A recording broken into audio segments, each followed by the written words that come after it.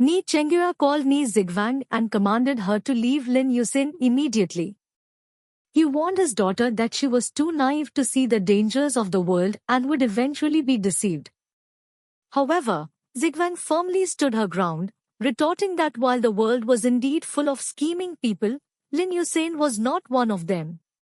She revealed that the car accident 2 years ago happened because Yusin thought he was meeting her to see plum blossoms. Back then, Shao Jiaqi had been misled by Ma Nianyue, who had masqueraded as Ni Chengyue's daughter.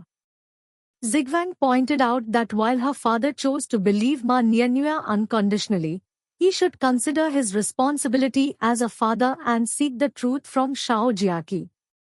She added that Yusin never had feelings for Ma Nianyue and that the girl hadn't even visited him once after his injury. It was her father, she concluded, who was truly the one being fooled. This revelation triggered Ni Chengyue's memory of a conversation from 2 years prior. At that time, Ma Nianyue had tearfully claimed that she met Lin Yusin at a dinner party and that he had pursued her, leading to the accident on the way to WXI. She had expressed fear that Yusin, a surgeon whose hands were injured, would blame her for ending his medical career. Back then, Ni Chengyue had even called Sheng Bokai to investigate, only to be told the accident wasn't life-threatening, though Yusin could no longer practice medicine. At the time, Ni Chengyue had comforted Ma Nianyue, telling her to treat the matter as if it never happened. He realized now that she had completely omitted the fact that she was parading around as his daughter. Furious at being played, Ni Chengyue drove to Qian Fangping's house. When Ni Chengyue arrived, Ma Nianyue tried to offer him some imported cherries, but her mother, Qian Fangping, quickly realized something was wrong. Ni Chengyue demanded to know if she had dared to impersonate his daughter. Ma Nianyue weakly claimed it was a misunderstanding by others that she simply failed to correct. Furious, Ni Chengyue realized that several of his projects had failed because of Yusin's resentment toward the Ni family, all because of Ma Nianyue's lies. Overwhelmed by anger, he nearly collapsed.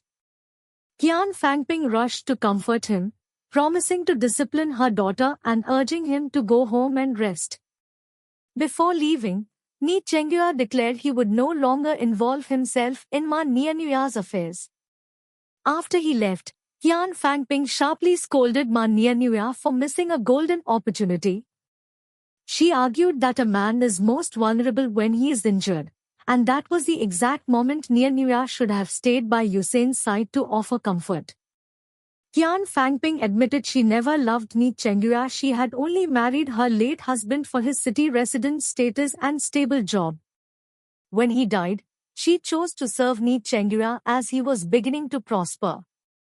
She warned her daughter to stop showing off luxury items and to hide the expensive fruit, wanting Ni Chengyue to believe they were living frugally and spending his money only on medicine and prayers for his health.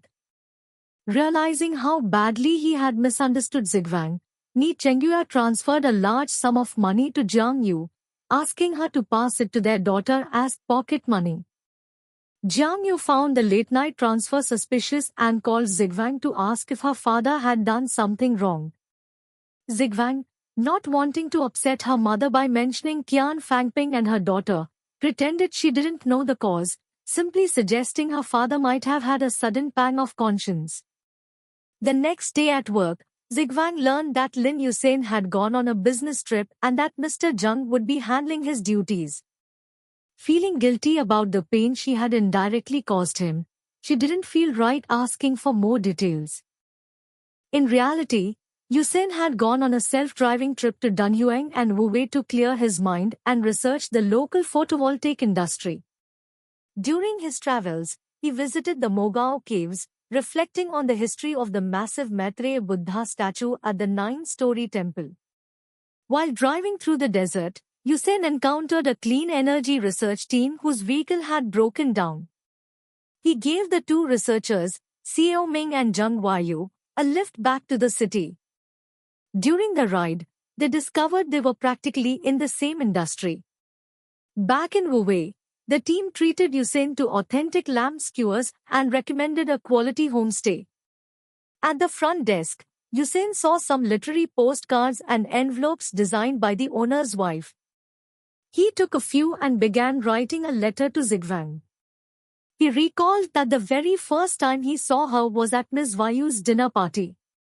He hadn't wanted to go, as he preferred studying surgical plans, but his grandfather had insisted on picking him up from the hospital.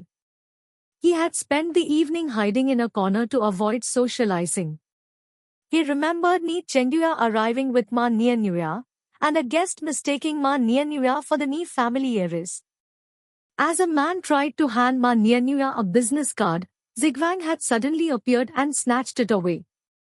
That small, spirited action was the moment Zigwang truly walked into Lin Yusin's heart.